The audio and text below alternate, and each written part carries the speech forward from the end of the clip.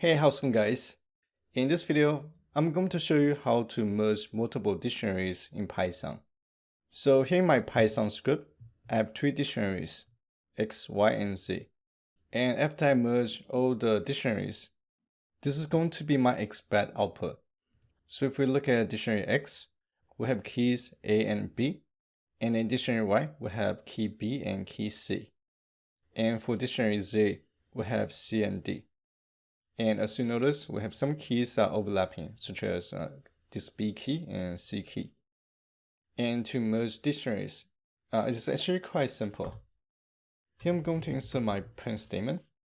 Inside the print function, I'm going to insert empty pair of bracket. Inside the curly brackets, I want to insert the dictionaries that I want to merge. So it's going to be X, Y, and Z. Now if I run the script, it's going to give me an error. So it's going to be a type error on hashable type dictionary. So here, what we need to do is we need to insert two wildcard symbol in front of each dictionary. So look like this. Now this time if I run the script, and it's going to return an instance of dictionary where everything merged into one instance.